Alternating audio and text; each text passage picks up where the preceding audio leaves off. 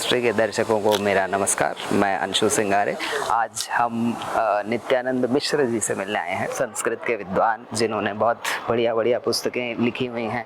अभी अभी उनकी एक पुस्तक रिलीज़ हुई है जिसका नाम है व्यास कथा, महाभारत की नीति कथाएं, जिसमें उन्होंने महाभारत महाकाव्य में हमारा जो इतिहास है उसमें से 51 ऐसी कथाएं जो पशुओं के ऊपर और भी मनुष्येतर दूसरे लोग जो होते हैं, जैसे जानवर हैं, पेड़ पौधे, नदी,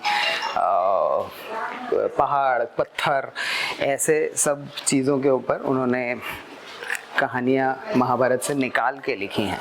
तो आज चलिए मिलते हैं नित्यानंद जी से। वेदिक हिस्ट्री के दर्शकों को मेरा नमस्कार। मैं अंशु सिंगारे। आज हम सभी संस्कृत के विद्वान उत्तर प्रदेश के लक्ष्मणपुर में जन्मे, बेंगलुरु से स्नातकोत्तर MBA किए हुए नित्यानंद मिश्र जी, जो इन्वेस्टमेंट बैंकिंग में कार्यरत हैं, उनसे आज हम मिलने आए हैं।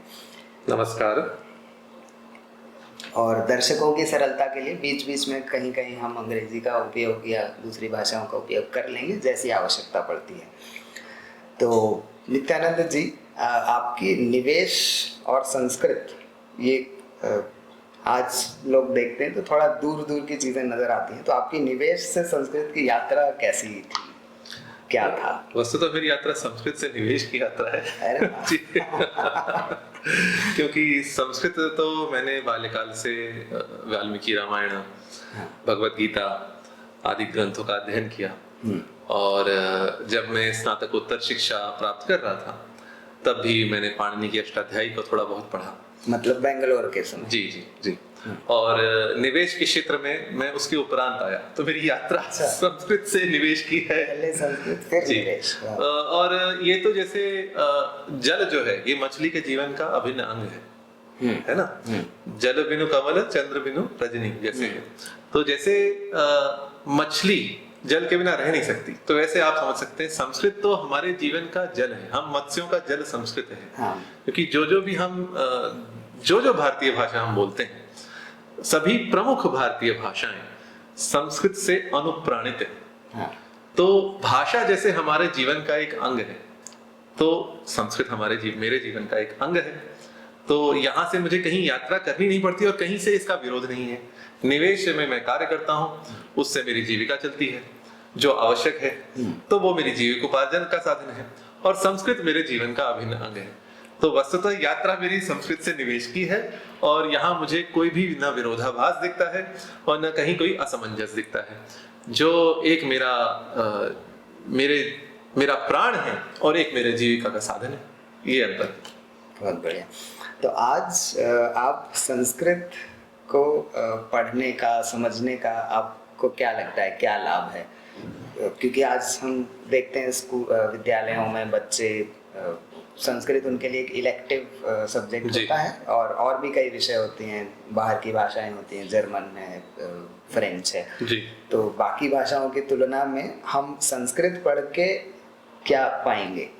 जी देखिए, ऐसा है, इसमें यदि कोई आर्थिक लाभ देख रहा है तो मैं कहूंगा फिर साहित्य पढ़ने का क्या लाभ है। संस्कृत क्या, किसी भी भाषा का, शेक्सपियर पढ़ने का क्या लाभ है बताइए। आज तो शेक्सपियर की अंग्रेजी कोई बोलता भी नहीं है ना। तो जब शेक्सपियर पढ़ने का कोई लाभ नहीं तो फिर क्यों पढ़े। फिर संगीत का क्या लाभ है। हाँ चलिए, आपको पॉप शो करने हो, पैसा बनाना हो, दूसरी बात है, परंतु शास्त्रीय संगीत का क्या लाभ है। आपको दूरदर्शन पे कोई दिखाएगा बस। और कला का क्या लाभ है, कोई चित्रकारी कर रहा है, उसका क्या लाभ क्या है भाई। कोई तो लियोनार्डो दा विंची नहीं हो जाते। पर जो साहित्य है, संगीत है, कला है, ये इनके बिना, हमारे यहाँ कहा गया है, भर्तृहरि ने कहा है, इनके बिना मनुष्य पशु के समान होता है। साहित्य संगीत कला विहीन साक्षात पशु पुच्छ विषाणहीन दृढ़म न खादन्नपि जीवमान तद्भागधेयम परमम पशूनाम। तो ये हमारे जो संस्कृत सीखने से कोई आर्थिक लाभ, ये दृष्टिकोण ही अनुचित है। संस्कृत सीखने से पारमार्थिक लाभ है, आर्थिक लाभ नहीं। और वो पारमार्थिक लाभ क्या है? जो हमारी भाषाएं हैं, जो हमारा इतिहास है, जो हमारा साहित्य है, जो हमारा संगीत है, जो हमारी कलाएं हैं, जो हमारा प्राचीन भारतीय विज्ञान है, वो गणित हो, वो चाहे आपका ज्यामिति हो, चाहे और कोई विधा हो, जो भी ज्ञान है वो सब संस्कृत में है। हमारे देश की संस्कृति संस्कृत से अनुप्राणित है। भारत की सभी प्रमुख भाषाएं, जैसे मैंने कहा, सभी प्रमुख भाषाएं संस्कृत से ओतप्रोत हैं अथवा संस्कृत के बहुत शब्दों का प्रयोग करती हैं। हमारे आपके नाम किसी भी भारत के प्रांत में चले जाएं, और न केवल हिंदुओं के, ईसाइयों के नाम बहुत सारे संस्कृत के नाम होते हैं। सिखों के नाम जो होते हैं वो भी संस्कृत से तद्भव रूप होते हैं, है ना। जैनों के नाम, बौद्धों के नाम, जैन बौद्ध धर्म, जैन बौद्ध संस्कृति, ये सब तो संस्कृत में है।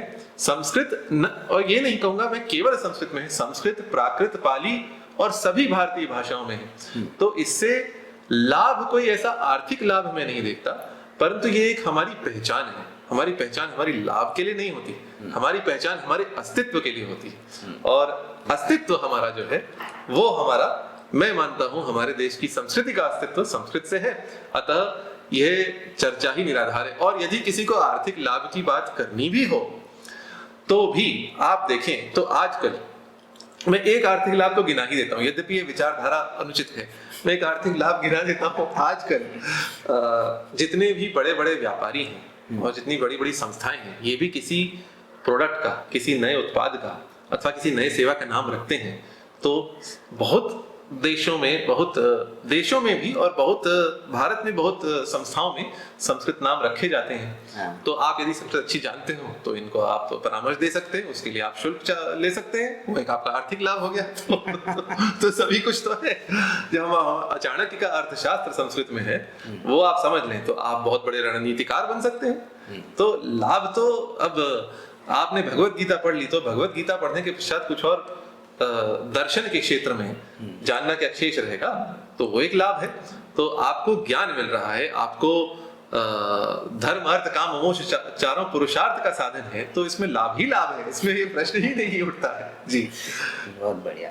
तो अभी संस्कृत के तो हमको समझ में आ रहा है कि मतलब इसको सिर्फ एक भाषा की तरह देखना आवश्यक नहीं है। जैसे कई बार अभिभावक बच्चों को कौन सा विषय लेना चाहिए उसमें जब निर्णय लेते हैं तो संस्कृत या कोई और ऐसा ना हो, संस्कृत तो ले ही, हमारी भारतीय भाषा तो ले ही, फिर दूसरी भाषा हाँ बिल्कुल जानकारी के लिए, ज्ञान के लिए चुन सकते हैं। जब मैं छोटा था और जब मैं केंद्रीय माध्यमिक शिक्षण बोर्ड CBSE से पढ़ा था, तब संस्कृत अनिवार्य भाषा थी 6ठी से 9वीं कक्षा तक। और ये बहुत अच्छी बात है, संस्कृत अनिवार्य थी, होनी चाहिए। हमारे विद्यालय में सब लोग पढ़ते थे और मुसलमान भी पढ़ते थे, ऐसा नहीं है।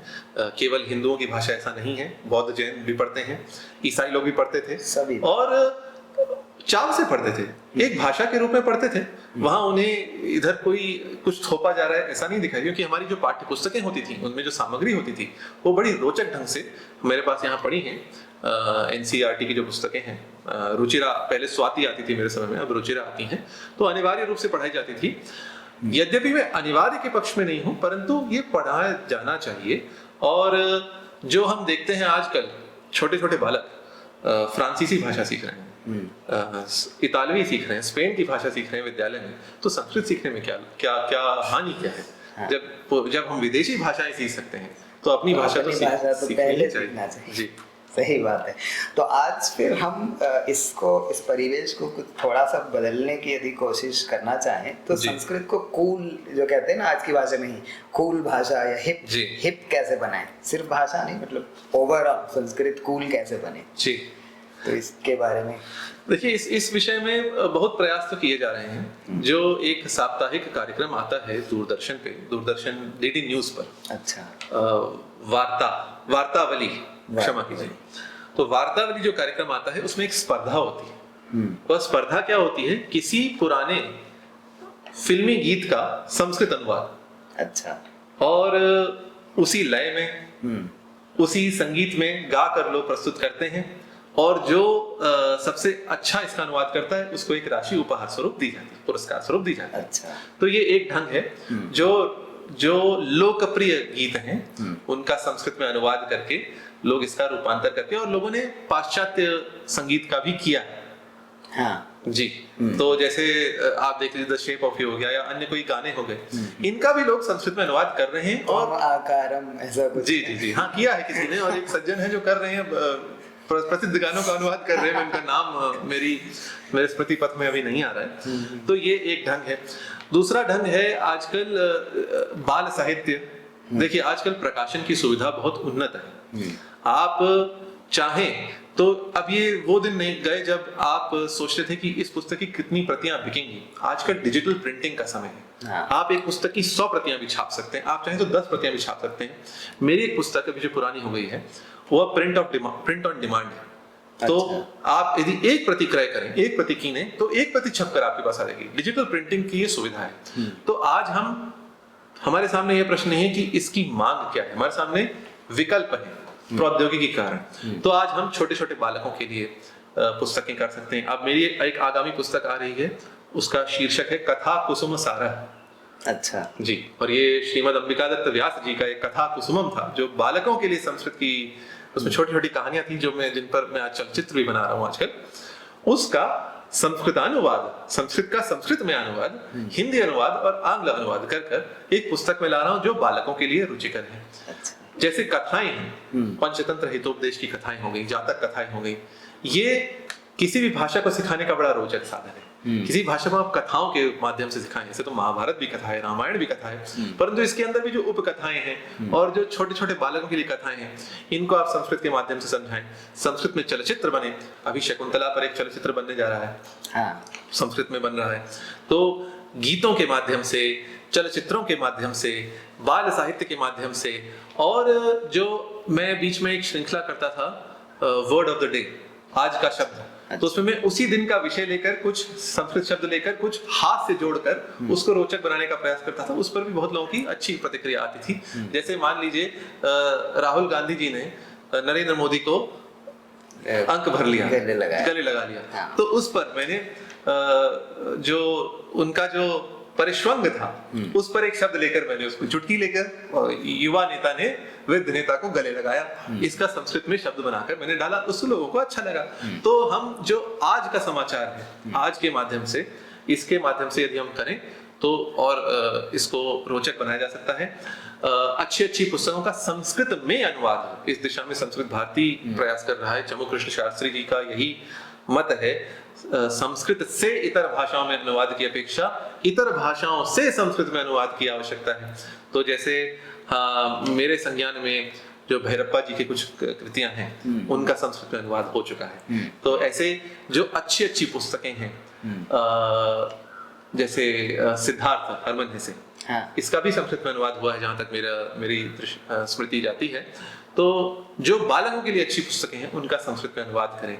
इस सब से, और नाटकों के माध्यम से, जो एक भाषा व्यक्ति कैसे सीखता है, भाषा कोई सिखाता नहीं है। हमारी मातृभाषा हम स्वयं सीखते हैं, खुद कर, देखकर, सुनकर, माता पिता से, भाई बहन से। अब किसी ने कहा पानी लेकर आओ, तो हमने देखा कोई व्यक्ति गया, जाकर एक पात्र में जल ले आया, तो हम समझ गए पानी लेकर आने का अर्थ है जाना, वहां एक जल भरना पात्र में और लेकर आना। अब मैं आपको इसी वाक्य का संस्कृत संदर्भ बताता हूँ। मुझे स्मरण है और ये आज तक स्मरण है। 2009 की बात है, जब मैं अपने गुरुदेव के दर्शन के लिए गया था चित्रकूट। तब वो षाण्मासिक पयोव्रत में थे और तब उन्हें जल की आवश्यकता तो हुई। तब केवल संस्कृत बोलते हैं वो पयोव्रत में। तो उन्होंने कहा जलम आनया। तो एक शिष्य गया, पात्र में जल लेकर आया। जब व्यक्ति ये सुनता है जलम आनय का संबंध है किसी व्यक्ति के जाने से, पात्र में जल लेकर आने से, तब वो समझ जाएगा जलम आनय का अर्थ क्या है ना। तो यही महाभाष्य में पतंजलि ने कहा है कि गौ शब्द का क्या अर्थ है। गौ शब्द जिस शब्द से, जो शब्द प्रत्यायक है किसी पशु का, जिसके गले में कंबल है, जिसके खुर है, जिसके सींग है, जिसके कान है, वो शब्द है। तो ये शब्द का जो विषय है, जो शब्द विषय है, वो ऐसे समझा जाता है। और ये बोलचाल की जो भाषा है नाटकों में बहुत मिलती है। जैसे बैठा जाए, इसको क्या कहें। अब आप जो दूत वाक्यम उठा लीजिए, भास्कर दूत वाक्यम में दुर्योधन सभा में सबको बैठने को कहता है। तो कहता है आस्ताम आस्ताम आस्ताम वयस्य त्वप्यास्व, कर्ण से कहता है। तो उसमें आस धातु के सारे शब्द, बहुत सारे रूप आपको मिल जाएंगे। और नाटकों में क्योंकि संवाद अधिक रहते हैं, तो जो भास के नाटक हैं, कालिदास आदि के नाटक थोड़े क्लिष्ट हैं, परंतु जो भास के नाटक हैं वो नाटक बड़ी सरल भाषा में हैं और उनके अध्ययन से, उनके मंचन से हमारे देश में मोहनलाल जैसे कलाकार हैं जो संस्कृत नाटकों का मंचन कर चुके हैं और उसके लिए संस्कृत सीख चुके हैं।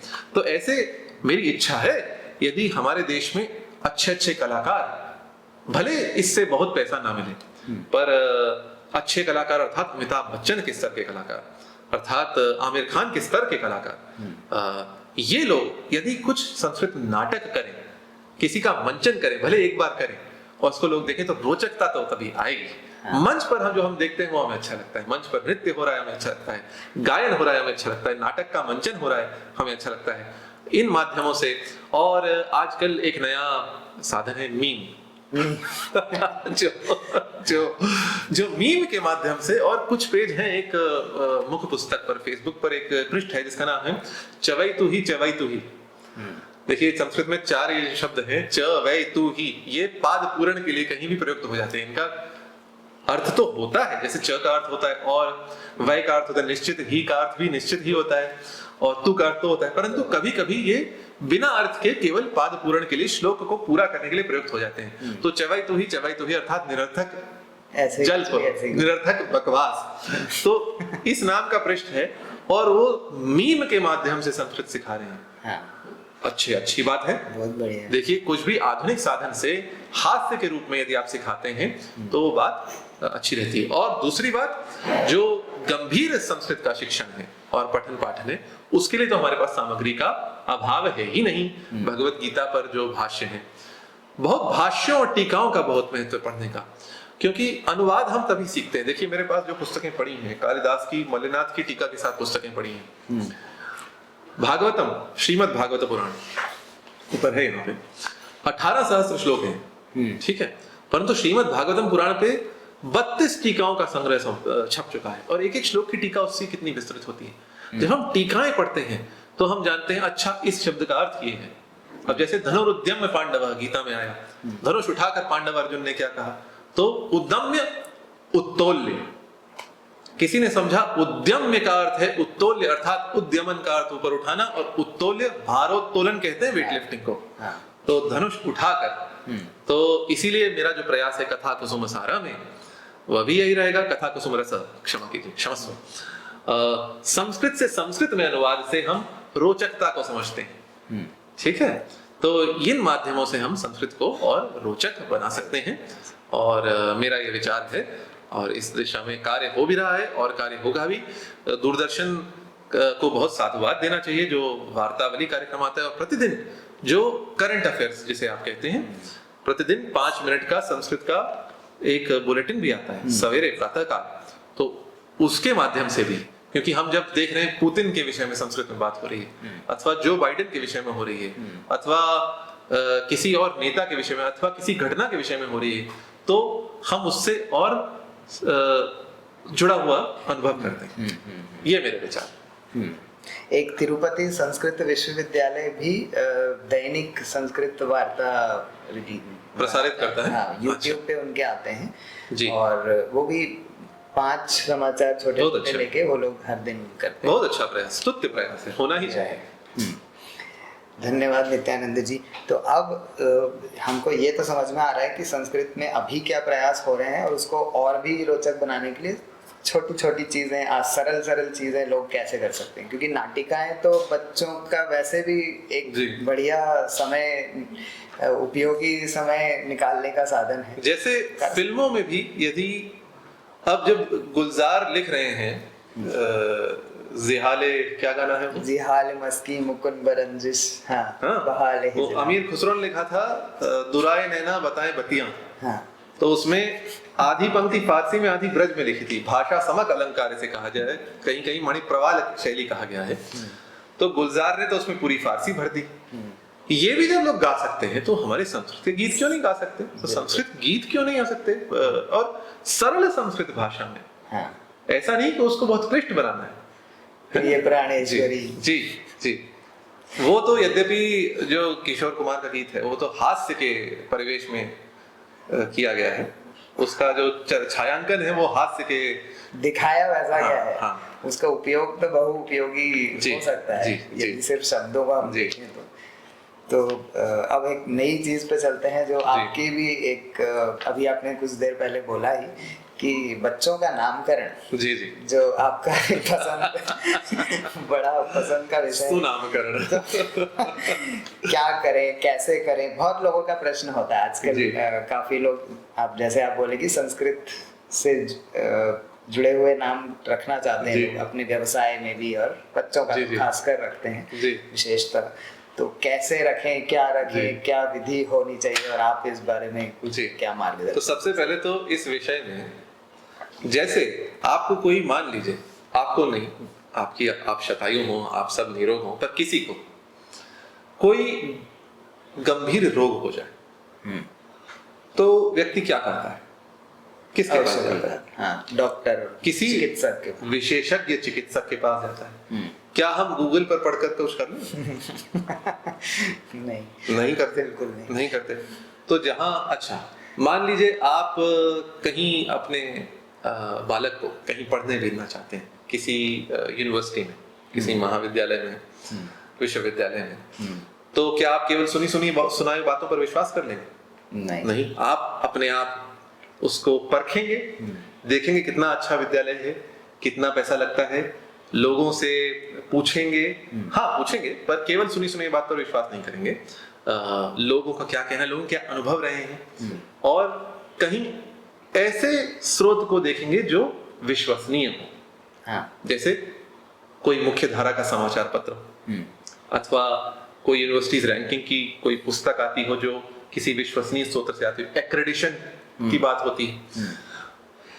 तो जब भी कुछ जीवन में कुछ आपको गंभीर कार्य करना है तो आप से अपेक्षा होती है, सबसे अपेक्षा होती है, आपसे अर्थ केवल आपसे नहीं, तो सबसे अपेक्षा होती है हम उस विषय में पूरी छानबीन करें। कहते हैं पानी पियो छान के, गुरु करो जान के। तो पूरी छानबीन करें, कहीं का भी पानी ना पी ले, पानी छान कर पिए, सुनिश्चित करके पिए पानी पीने योग्य है, पानी है पानी। तो नाम रखने से पहले सबसे महत्वपूर्ण यह है उस नाम का अर्थ क्या है, यह अच्छे से भली भांति जांच लें। और वह आप इंटरनेट पर ना करें। हाँ, इंटरनेट पर आप किसी कोश को देखकर कर सकते हैं, जो प्रामाणिक कोश है, आपटे का कोश है, उसका संस्करण इंटरनेट पर उपलब्ध है, तो वो सदुपयोग है। परंतु कहीं भी किसी से भी देखकर, अब अयांश का अर्थ क्या है, कियान का अर्थ क्या है, कियान का अर्थ कहते हैं राजा, कियान का संस्कृत में क्या अर्थ है, कितना, हाउ मच, केटलू इसे कहते हैं ना, येष्टु कन्नड़ा में कहते हैं, तो कितना, किति मराठी में क्या कहते हैं, किति, किति। हाँ, तो उसका अर्थ राजा कर दिया संस्कृत में। तो ये सब श्लेष्मा कोई नाम रख देता है, कोई मेहन नाम, मेहन का अर्थ है मूत्र, श्लेष्मा का अर्थ है नाक का मल, अथवा जो फ्लेम जिसे कहते हैं, ठीक है जैसा। तो और वो पुंलिंग शब्द है संस्कृत में। तो ये भी ऐसा नाम रखने के लिए सबसे पहले नाम क्या है, किसी पहले लोग कुल गुरु से नाम रखवाते थे। वशिष्ठ ने श्री राम और तीनों भाइयों का नामकरण किया, गर्ग ने श्री कृष्ण और बलराम का नामकरण किया। तो कुल गुरु से रघुवंश भी आता है ना, जो रघु नाम किया, चकार नामना रघुमात्म संभवम, अवेक्ष धातुर गमनार्थम अर्थवित्त। तो दिलीप ने जो नाम रखा रघु का, वह धातु के अर्थ को जान कर रखा। अच्छा, चकार नामना रघुमात्म संभवम, ठीक है। तो ये वेदों के शास्त्रों के अंत तक जाए और युद्ध भूमि में शत्रुओं के अंत तक जाए, ऐसी कामना के साथ, क्योंकि लघु धातु का अर्थ होता है जाना। तो लघु और रघु दोनों का शब्द होता है जो जाने में त्वरा करे, जो शीघ्रगामी हो।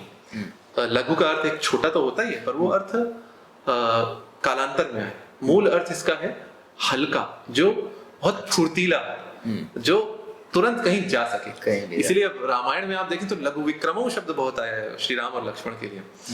तो बहुत विचार करके, धातु के अर्थ को विचार करके रघु नाम रखा अपने पुत्र का। रघुवंश में ऐसा कालिदास ने कहा है।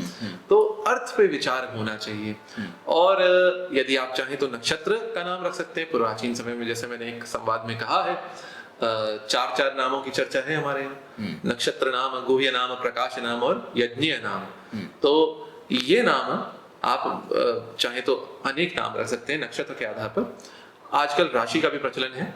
राशि पीछे की देन है, पहले नक्षत्र नाम होते थे। जैसे अर्जुन का नक्षत्र नाम है फाल्गुन। अच्छा। तो अर्जुन के 10 नामों में से एक जो विराट पर्व में अर्जुन राजकुमार उत्तर को बृहन्नला के रूप में जब आप अपना परिचय देते हैं और अपने 10 नाम बताते हैं तो बताते हैं मेरा नाम फाल्गुन नक्षत्र नाम है, क्योंकि उस समय फाल्गुनी नक्षत्र था। तो नक्षत्र के आधार पर अथवा अर्थ को देखकर नाम रखना चाहिए। संस्कृत के नाम अच्छे हैं। आजकल मैं देख रहा हूँ 2 प्रकार की बातें हैं। जैसे पहले हमारे यहाँ नाम होते थे राम खिलावन, है ना, ऐसे, तो वो आजकल नहीं दिखते। छन्नू लाल मिश्र जी बहुत बड़े शास्त्रीय संगीतकार हैं, तो वो ग्रामीण आंचलिक नाम होते थे। परंतु आजकल हम थोड़ा उसको और संस्कृत नाम देते हैं कि संस्कार, संस्कृत का अर्थ होता ही संस्कार किया हुआ। तो राम खिलावन से अच्छा राम दत्त, है ना, तो अच्छा तो नहीं कहूंगा पर और संस्कृत नाम, राम का दिया हुआ। जी जी, श्री राम का दिया हुआ, शिवदत्त शिव का दिया हुआ, अंबिका दत्त व्यास जिनका भी शिवराज विजय नाटक पढ़ा हुआ है यहाँ पे। तो अर्थ का विचार, तो ये एक आजकल गांव के नामों से, जैसे अप्पा के अंत वाले नाम दक्षिण भारत में पहले बहुत मिलते थे, अब इतने नहीं मिलते। भैरप्पा, कृष्णप्पा, ऐसे आजकल राहुल अंजलि जैसे नाम बहुत मिलते हैं। पर तो जो एक अप्पा हो सकता है क्या? जी, भैरप्पा का भैरव ही बन जाएगा, है ना, शिवप्पा का शिव ही बन जाएगा। तो ऐसे जो नाम है ये एक 70, 80, 90 के दशक में हुआ। आजकल तो निरर्थक नामों के जो प्रचलन, जो कुप्रथा चल पड़ी है, उस समय बहुत तंग, बिना सोचे समझे लोग कहीं से भी उठा के ऊट पटांग नाम रख देते हैं। तो ये नहीं होना चाहिए। आप जानकर नाम रखें, और बहुत अच्छे अच्छे नाम हैं, बहुत विरल नाम हैं। जैसे मैं महाभारत पढ़ता हूँ अथवा ये जो पुराण रखे हुए ऊपर, इनका अध्ययन करता हूँ, इनमें जो पात्रों के नाम हैं ऐसे ऐसे विरल नाम हैं। जैसे एक कल परसों में किसी अभिभावक को नाम सुझा रहा था, तो एक पद्म पुराण में अथवा गरुड़ पुराण में एक विष्णु सहस्त्र नाम है, वहां एक नाम आता है प्रवेक। अच्छा, आपने विवेक नाम तो बहुत सुना है, विवेकानंद जी, विवेक, हाँ, विवेक नाम के बहुत लोग हैं। प्रवेक नाम आपने इतना नहीं सुना होगा, बहुत नहीं। इस नाम से बहुत थोड़े लोग हैं। अब इसका क्या अर्थ है? विवेचनम वेकः। अच्छा, प्रकृष्टो वेको यस्य स प्रवेकः। वेकः क्या है? विवेचन, विवेचनम, अर्थात विवेचन को वेक कहते हैं। जिसका वेक प्रकृष्ट है, बहुत उन्नत है, वह प्रवेक है। तो ऐसे नाम हमारे पास विरल नाम है, क्यों ना रखें ऐसे नाम। तो यही सी दिशा में मेरा प्रयास है। एक पुस्तक सुनाम जो यहाँ रखी है, ये आई थी 2020 में, और अब सुनाम सागर पे कार्य चालू है। कुछ वर्ष लगेंगे, पर 1 लाख नामों की 2 खंडों में पुस्तक मैं दूंगा, ये मेरी इच्छा है। और एक और इच्छा है जो जीवन काल में ईश्वर ने चाहा, भगवान ने चाहा तो पूरी होगी, वो ये है 10 लाख नामों का एक डेटाबेस, पूरा संग्रह और निःशुल्क। वो मैं कर जाऊं, संस्कृत के 10 लाख नामों का संग्रह कर जाऊं, तो मैं समझूंगा मैंने जीवन में कुछ कार्य किया और लोगों को कुछ दिया। वाह, बहुत बढ़िया। तो ये नामों, ये सुनाम नाम की जो पुस्तक है, ये आपकी पहले आ चुकी है। जी, 2020 में जी। तो अभी ही आई है, जी, समय ही हुआ है। और नामों के ऊपर ही आप सलाह भी देते हैं? जी, परामर्श देता हूँ। आर्थिक लाभ है संस्कृत पढ़ने का, आपको पता है इसी के बारे में हम कह रहे हैं कि वैयक्तिक परामर्श में देता हूँ, तो उसकी मैं शुल्क लेते हैं, उसका शुल्क लेता हूँ। हाँ, जो मैं लिखता हूँ फेसबुक पर, ट्विटर पे अथवा यूट्यूब के माध्यम से जो बताता हूँ वह निःशुल्क है। परंतु यदि कोई अभिभावक, कोई माता पिता अथवा कोई व्यवसाय चलाने वाले चाहते हैं कि मैं उनको अपना निजी समय देकर उनकी निजी समस्या का समाधान, समस्या तो नहीं, उनकी निजी इच्छा का सम्मान करते हुए कुछ नाम दूं, तो उसके लिए शुल्क मैं लेता हूँ। जी। तो अब हम अभी पुस्तकों की बातें चालू कर ही चुके हैं, तो आपकी नवीन पुस्तक जो है व्यास कथा, जी, उसके बारे में कुछ बताइए। तो व्यास कथा ये अंग्रेजी में भी है और हिंदी में भी है। ये मेरी आपसे थोड़ी सी शिकायत सी भी थी पहले, पर जब मैं आ रहा था यहाँ पे, तब मुझे पता चला कि पहले अंग्रेजी में आ रही, फिर मैंने ढूंढा तो मुझे हिंदी में मिल गई। तो ऐसा क्यों हुआ, और आप कुछ प्रकाश डालेंगे? जी देखिए, पुस्तक लिखने की बात हुई थी तो अंग्रेजी हिंदी दोनों का मैंने सोचा था, और मैंने अंग्रेजी पहले लिखी, हिंदी मैंने पीछे लिखी। और पहले योजना ये थी अंग्रेजी आएगी, उसके 2-3 मास के अंतराल में हिंदी भी आ जाएगी। पर फिर जब मैं हिंदी लिख रहा था तो जैसा किसी भी पुस्तक को आप 2 भाषाओं में लिखते हैं तो जो पहले का आपका ड्राफ्ट है उसमें त्रुटियां आपको मिलती हैं, तो उनका आप ठीक करते जाते हैं। हाँ। तो मुझे लगा ऐसा ना हो एक संस्करण में त्रुटि रह जाए दूसरे में ना हो, तो दोनों संस्करण को साथ में ही करना ठीक है। और दूसरा मुझे लगा पहले आगामी पुस्तकों के विषय में मेरा विचार तो ये है, एक जो मेरी अगली पुस्तक आने वाली है जिस पर कार्य चालू होने वाला है, वो पहले हिंदी में हो फिर अंग्रेजी में, क्योंकि हम पहले अपनी भाषा को स्थान दें फिर उसका अंग्रेजी में आए, अथवा दोनों साथ में हो पर उल्टा ना हो। अंग्रेजी पहले और हिंदी अथवा दूसरी भारतीय भाषा पीछे, ऐसा नहीं होना चाहिए। दोनों साथ में अथवा हिंदी पहले हो। तो मेरी इच्छा तो रहती है दोनों। मैं यद्यपि मैं अनुवाद करवा सकता हूँ, बहुत से लोग हैं जो लेखक हैं जो अनुवाद करवाते हैं, परंतु मैं ये नहीं चाहता मेरी पुस्तक का कोई अन्य अनुवाद करे यदि मैं उस भाषा को जानता हूँ। यदि जैसे ओम माला हिंदी अंग्रेजी में है, यदि इसका संस्कृत करना तो प्रणव माला करके मैं स्वयं करना चाहूंगा, अन्य कोई ना करे, क्योंकि मेरा उस पुस्तक से एक प्रेम है। पुस्तक तो अपने बालक की भांति होती है, तो अपना बालक जैसे आप किसी और को गोद नहीं दे सकते, अपनी पुस्तक का अनुवाद जिस भाषा को आप जानते हैं उस भाषा में आप किसी और को नहीं करने देंगे। बिल्कुल सही बात है। तो आप स्वयं ही करते हैं हिंदी, जी। अंग्रेजी और भी कोई भाषा में खुद से करते हैं? संस्कृत भी लिखता हूँ, संस्कृत में तो, और इन भाषा में पुस्तकें लिखता हूँ, भाषाएं अन्य जानता हूँ। पर देखिए पुस्तकें लिखने के लिए एक भाषा को आपको बहुत गहरे स्तर पे जानना पड़ता है। तो भले आप बोलचाल में, मैं गुजराती बोल लेता हूँ पर गुजराती में पुस्तक नहीं लिख सकता। हाँ, यदि किसी की सहायता मिले तो मैं लिख सकता हूँ। तो इन 3 भाषाओं में तो मैं लिख ही सकता हूँ। और लेख पुस्तकें आदि जो मेरी अगली कथा कुसुम रस आएगी वो तीनों भाषाओं में होगी। और एक राम रक्षा प्रकाशिका, अच्छा जी, राम रक्षा स्तोत्र पे भाषा त्रय में हिंदी, संस्कृत और अंग्रेजी, ऐसे कार्य आजकल हो रहे हैं। जैसे एक अथर्ववेदीय भूमि सूक्ति पुस्तक पीछे है, उमाशंकर शर्मा ऋषि, इन्होंने अंग्रेजी हिंदी दोनों में लिखी। अंग्रेजी थोड़ी है, हिंदी अधिक है। हम जैसे पुस्तकों की बात कर रहे हैं तो आपने बताया कि आप इन्वेस्टमेंट बैंकिंग में भी काम करते हैं, पुस्तकें भी इतनी बढ़िया ऊपर भी रखी हैं, यहाँ पे भी हम देख रहे हैं, तो उसका भी आप समय निकाल लेते हैं। तो ये कैसे मैनेज होता है? ये कैसे पुस्तकें लिखने के लिए कोई समय कैसे निकाले, ये प्रश्न है। देखिए, यदि आपको लिखने की धुन हो, लिखना आपको अच्छा लगता हो, जैसे पैशन कहते हैं हम अंग्रेजी में, तो आप ये न के न प्रकारेण समय निकाल लेते हैं, है ना। तो ये तो हमें निकालना पड़ता है। और समय का उचित प्रबंधन यदि हम करें तो हम समय निकाल सकते हैं। बिल्कुल, क्योंकि हम जीवन में कितना समय इस पे व्यर्थ करते हैं बताइए। मैं भी करता हूँ, ऐसा नहीं है पर घंटों हम बस स्क्रॉल करते रहते हैं। उससे क्या मिलता है हमें? किसी के जीवन में क्या हो रहा है बस यही तो मिलता है, दूसरों के जीवन में झांकते जी उस समय। और आप ट्विटर पे, हम लोग, मैंने भी किया है, ऐसे बात नहीं है, मैं अपनी बात नहीं कर रहा हूँ, ऐसा नहीं है। ट्विटर पे झगड़ने में हम कितना समय व्यस्त करते हैं। यदि हम इंस्टाग्राम, फेसबुक, ट्विटर से ही समय घटा लें, हमारे पास पुस्तकों को पढ़ने का और लिखने का कितना समय मिल जाए, ये बताइए, है ना। अब हम बहुत सी बार हम कार्यालय आ जा रहे हैं। अभी मेरे बालकों का विद्यालय चालू होने वाला है कल से।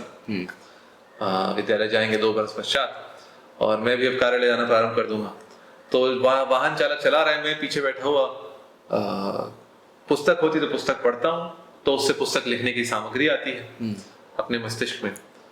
और यदि कुछ नहीं होता तो मैं भी फोन ही देखूंगा, क्योंकि यात्रा में आप और कुछ तो कर नहीं सकते, गाड़ी में पीछे बैठ के आप क्या करेंगे।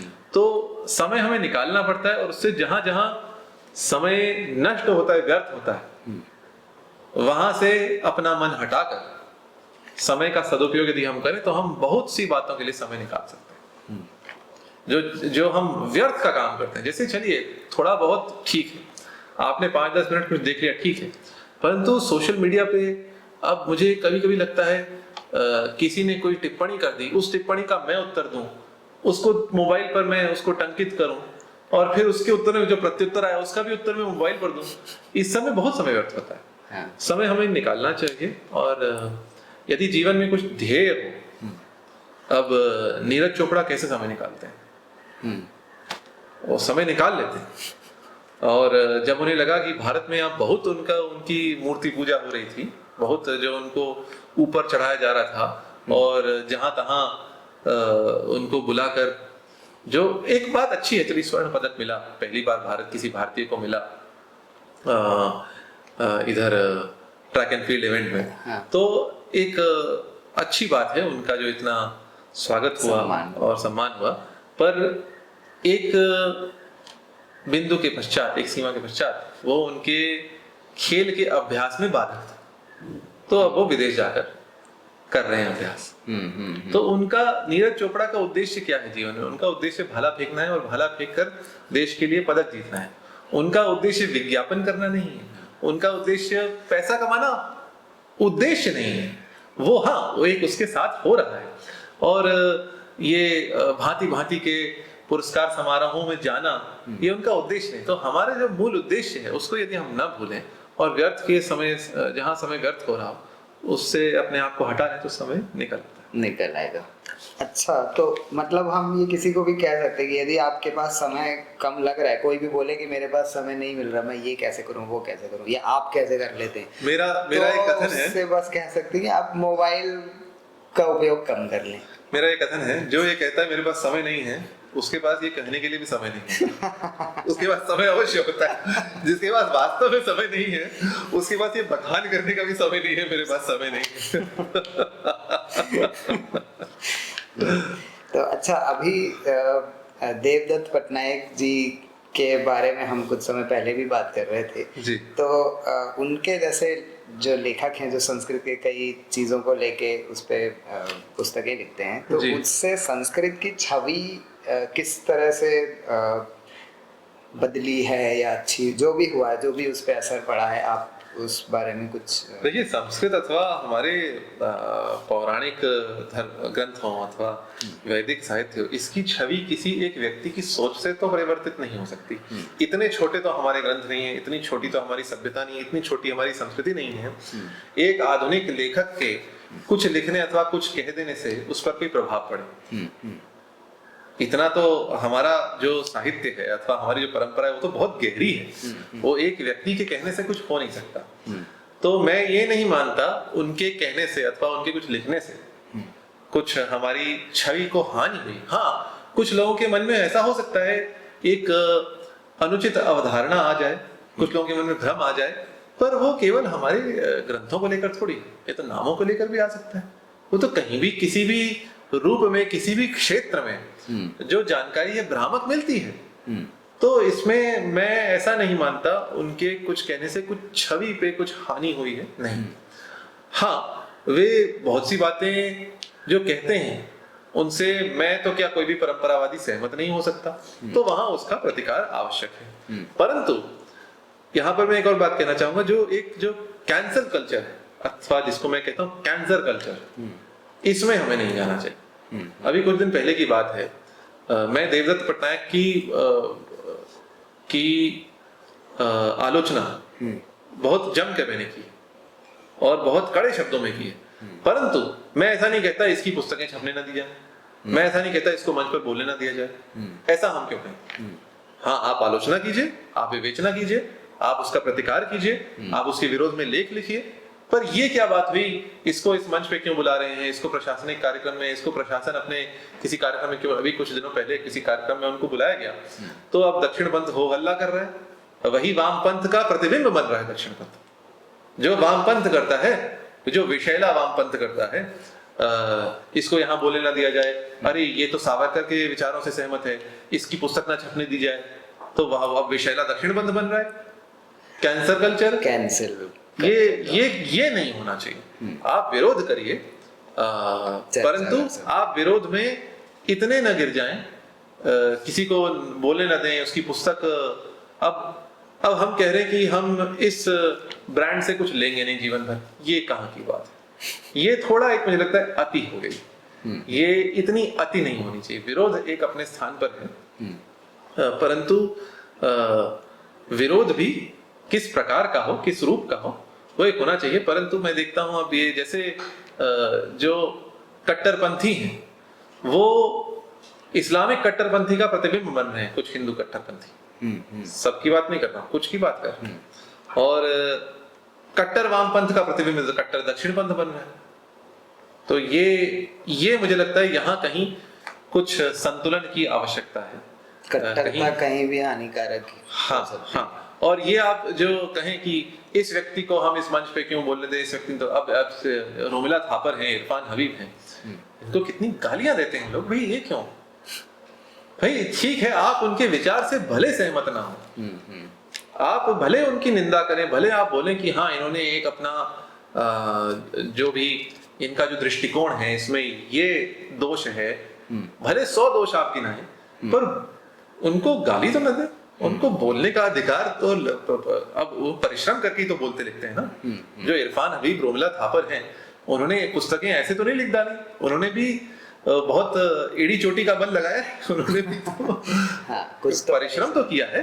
तो उतना परिश्रम आप करें, पर ये किसी को पूरा निरस्त कर देना, ये इससे मैं सहमत नहीं हूँ। तो यही देवदत्त पट्टनायक के विषय में है। मैं वह व्यक्ति अच्छा विक्रेता है। जो विक्रेता लोग होते हैं बड़े, वो भी एक गुण है। आप देखिए अपने आप को बेचना एक गुण है, और वो जिस व्यक्ति को अच्छा आता है वो आजकल चलता है, उसी का सिक्का चलता है। तो ये तो देवदत्त पट्टनायक बहुत अच्छे से कर रहे हैं। परंतु मेरा ये कहना है वो किसी विषय के गंभीर विद्वान नहीं। वो जो कहते हैं वो एक आप विद्वान को ना समझ के एक मनोरंजक के रूप में उनको लें तो ठीक है। तो आप उसको फिक्शन कह सकते हैं। हाँ कह सकते हैं, अवश्य फिक्शन कहना, इमेजिनेटिव फिक्शन कहना चाहिए। अब मैंने इस तरह से अच्छा है पढ़ सकते। अब आपको देवदत्त इन वंडरलैंड कहना है, आप कह सकते हैं उनको। तो एक हाँ, पर सब और नहीं, जहां जहां ठीक बोल रहे हैं उसका भी बोलना चाहिए कि हाँ ये बात उनकी ठीक है। तो मेरी पास एक पुस्तक रखी है उनकी, माई गीता, यहाँ पढ़ी है, हनुमान चालीसा की पुस्तक पढ़ी है, पुस्तक रखी हुई है यहाँ पे, ऐसा नहीं है। तो हमने उनको पढ़ा है और जहाँ देखा है भाई, जहाँ गीता को समझा रहे तो बहुत सी बातें वो अपने मन में बना रहे हैं, और उसका कारण ये है उनको संस्कृत का ज्ञान नहीं है।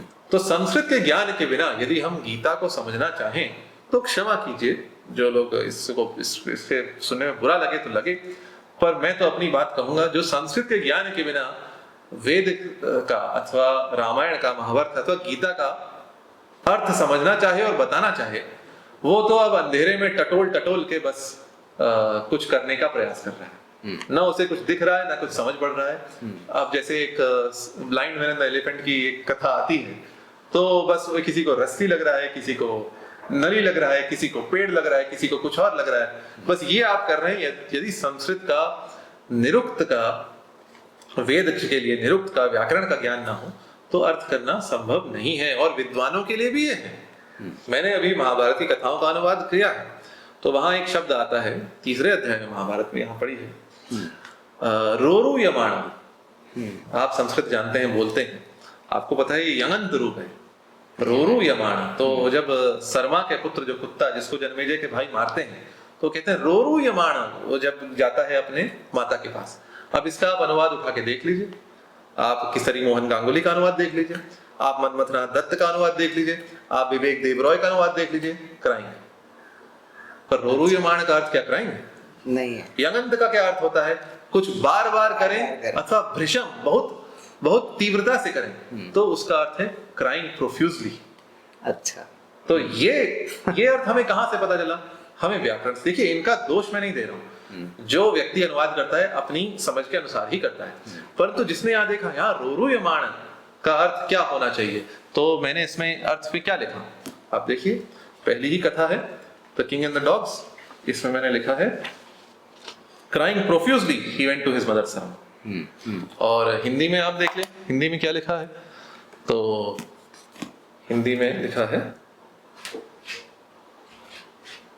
भीषण क्रंदन, ऐसा कुछ है, बहुत रोता हुआ, बहुत रोता हुआ। और यहाँ हम महाभारत उठा लें, तो 3रा अध्याय खोल लेते हैं, गीता प्रेस की महाभारत। जी, गीता प्रेस के महाभारत का अर्थ है, यहाँ देखें क्या लिखा है। तो यहाँ लिखा है तम माता रोरु यमाणो मातुः समीपम उपागच्छत।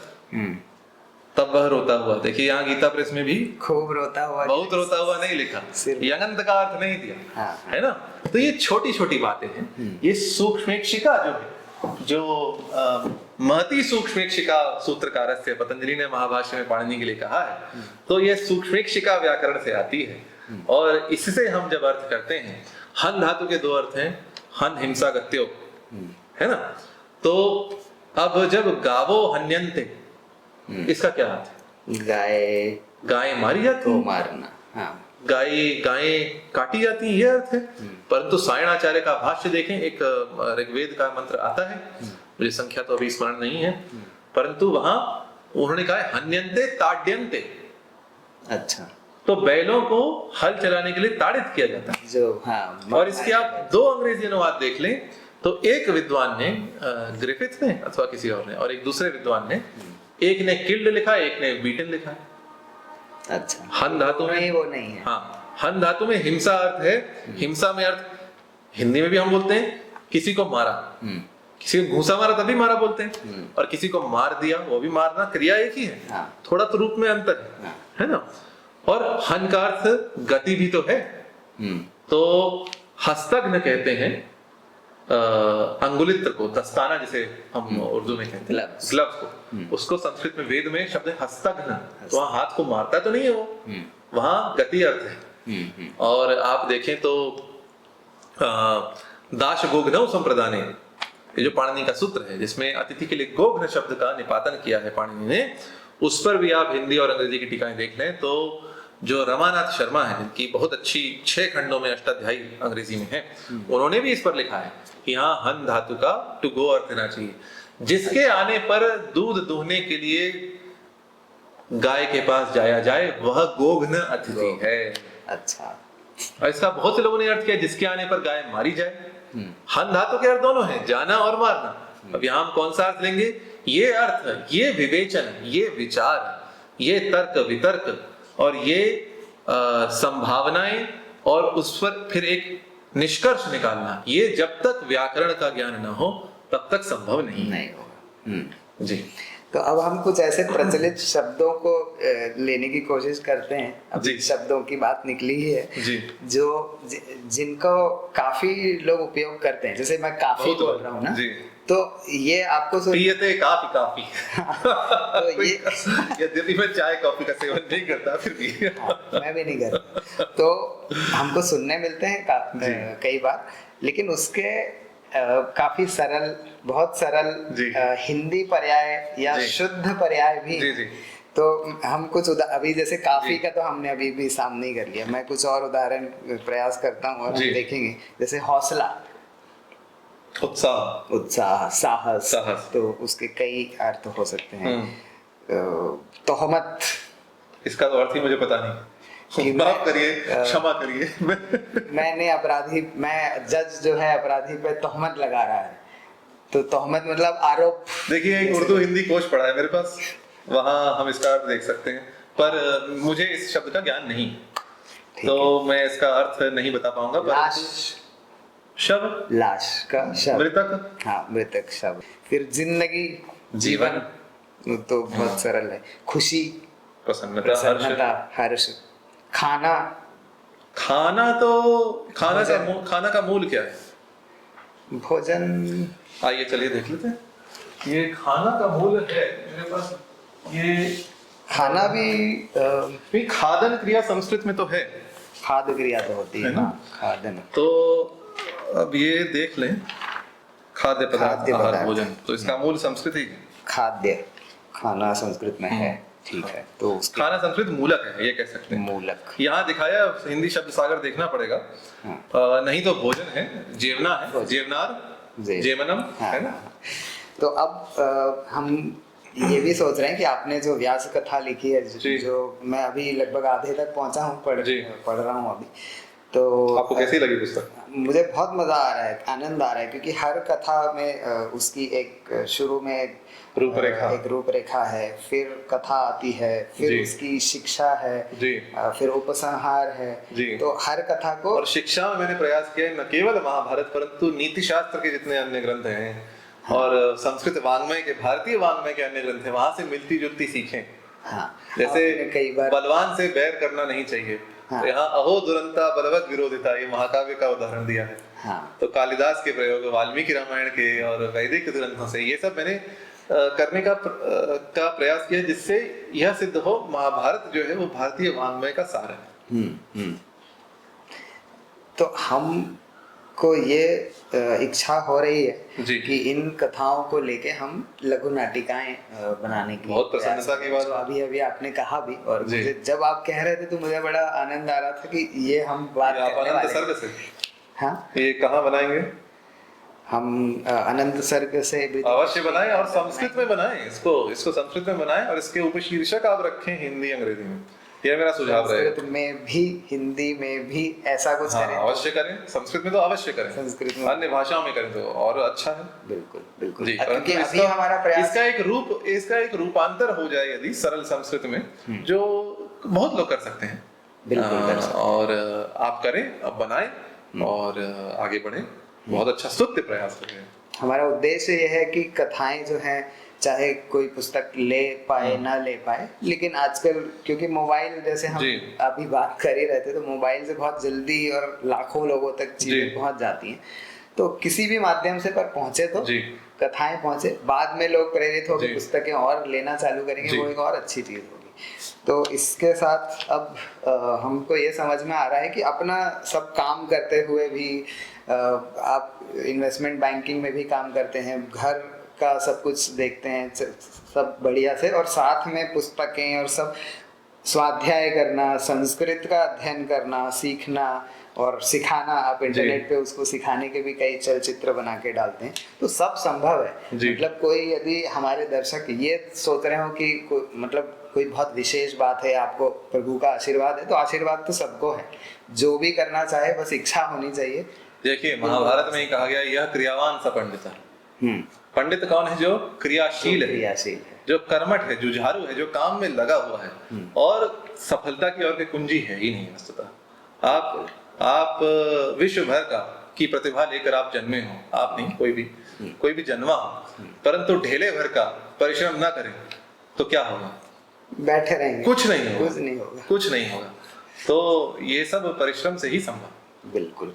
तो आज हम ब्रीदिंग हिस्ट्री के दर्शक आपके आशीर्वाद के साथ पुनः मिलने की इच्छा और आकांक्षा के साथ आपसे विदा लेते हैं। नित्यानंद जी, आशीर्वाद तो नहीं, मैं मंगल कामना अवश्य आपके करता हूं। समय के लिए धन्यवाद। आपके इतने रोचक बातें बताने के लिए धन्यवाद, और फिर मिलेंगे बिल्कुल। अवश्य। और आपके सभी दर्शकों को मेरी ओर से नमो वह, अधिक लोगों के लिए। अरे नमो वह के बारे में भी हमको पूछना है। पूछ लीजिए। नमो वह जो है, हम अधिकतर नमो नमः सुनते हैं संस्कृत भारती और भी कई जगहों पे। तो ये नमो वह उच्चारण जो है क्या है, फिर हम विदा लेंगे। जी चलिए। तो देखिए, जैसे नमस्ते, हाँ, ये एक व्यक्ति के लिए संबोधन है।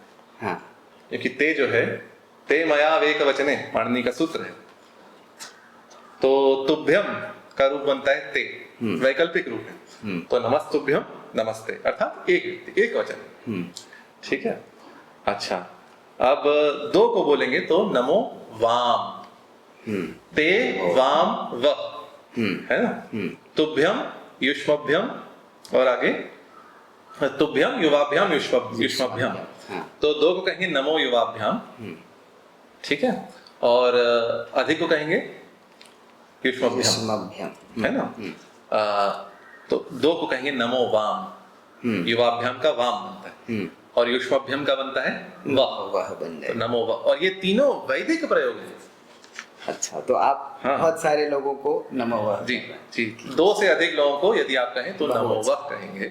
और नमो नमः का अर्थ है, अब यहाँ पे द्विरुक्ति। द्विरुक्ति का क्या अर्थ होता है? नित्य वीप्सयोः, पाणिनि का सूत्र है। नित्यता में होता है अथवा वीप्सा में होता है। तो जैसे घर घर में संस्कृत बोली जाए, यहाँ वीप्सा है, और बार बार के अर्थ में भी द्विरुक्ति होती है। अच्छा, कहीं कहीं भय के भी अर्थ में होती है। महाभाष्य में पतंजलि ने कहा है, अहिर अहिर बुद्ध्यस्व बुद्ध्यस्व, सांप सांप जागो जागो। भय में भी द्विरुक्ति होती है। और द्विरुक्ति कहाँ होती है? कालिदास का कुमार संभवम में क्या श्लोक है? क्रोधम प्रभो संहर संहरेति यावत् गिरा के मरुताम चरंती तावत् सवहनिर्भवनेत्र जन्मा भस्मावशेषम मदनम चकार। जब तक देवता लोग कह रहे थे क्रोध हर लो प्रभु, तो वहां आर्तनाद में द्विरुक्ति है। तो द्विरुक्ति के अर्थ होते हैं, तो नमो नमः द्विरुक्ति का अर्थ है बार बार नमन, आपको मैं बार बार नमन करता हूं। तो नमो नमः हम कितनों को भी बोल सकते हैं, एक को भी बोल सकते हैं, दो को भी बोल सकते हैं, तीन को भी बोल सकते हैं, अधिक को भी बोल सकते हैं। नमस्ते एक को ही बोलना चाहिए, नमो वाम दो को, और नमो वा तीन अथवा तीन से अधिक को। और ये तीनों वैदिक प्रयोग हैं, मेरा अपना बनाया हुआ नहीं है। इन तीनों के उदाहरण वेदों में मिलते हैं, वैदिक मंत्रों में मिलते हैं। जहाँ दो देवताओं को हो तो नमो वाम आया है, जहाँ अनेक देवताओं की स्तुति हो तो वहां नमो वाह आया है। तो ये प्राचीन वैदिक प्रयोग है, तो ये मैंने कुछ नया नहीं किया है, पुराने प्रयोगों को ही मैं प्रचलित करने का प्रयास करता हूँ। इसीलिए प्रत्येक चलचित्र के आरंभ में और अंत में मैं नमो वाह का प्रयोग करता हूँ। बहुत आनंद। तो अब मैं अपनी कुछ पुस्तकों पे जो हम साथ में लाए हैं अपने समूह के लिए, उस पे आपके हस्ताक्षर जी मिल जाए तो आनंद आएगा। संस्कृत में करें? हाँ, आपकी इच्छा।